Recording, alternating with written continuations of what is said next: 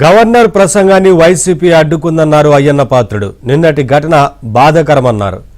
Governor ప్రసంగిస్తుండగా అడ్డుకోవడం దారుణమన్నారు. ఇలాంటి ఘటనలు సభకు తలవంపులు తెస్తాయన్నారు స్పీకర్ అయ్యన్న పాత్రుడు. అప్డేట్స్ మా కరెస్పాండెంట్ సత్యనడి తెలుసుకుందాం.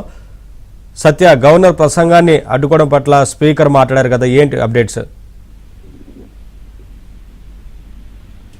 నిర్ణీత ఈ సభ ప్రారంభమైన తర్వాత ముందుగా ప్రశ్నోత్తరాలను తీసుకోవడం జరిగింది. ప్రశ్నోత్తరాల సమయం ఈ రోజు చాలా ముందరగానే, అంటే అనుకున్న సమయానికంటే కూడా 10 నిమిషాల ముందే పూర్తవడంతో అయ్యన్న పాత్రుడు నిన్న సభలో జరిగిన సంఘటనపై తన విచారాన్ని వ్యక్తం చేశారు.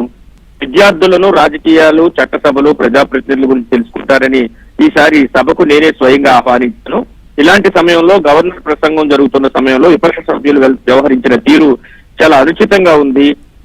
వారు కాపీలను చించి గాల్లోకి విసరడం, ఇలాంటివి జరగడం చాలా బాధాకరం అని కూడా స్పీకర్ తన చెప్పడం జరిగింది. గవర్నర్ ప్రసంగం సందర్భంగా వైసీపీ సభ్యుల తీరుపై స్పీకర్ తీవ్ర ఆవేదన వ్యక్తం చేశారు. సభా వ్యవహారాలు చూసే పిల్లలకు మనం ఎలాంటి సందేశం ఇస్తున్నాం?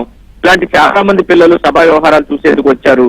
చట్టసభలు, రాజకీయాలంటే పిల్లలకు సానుకూలత ఏర్పడాలని వారిని ఆహ్వానించామని కూడా స్పీకర్ వ్యాఖ్యానించడం జరిగింది. సభ చూసేందుకు వచ్చిన పిల్లలు ఇక్కడ వ్యవహారాలు చూస్తే ఏమనుకుంటారో కూడా ఒకసారి సభ్యులు ఆలోచించాలి. సభ్యులు ఈ విషయంలో అత్యంత జాగరూకతతో వ్యవహరించాలి.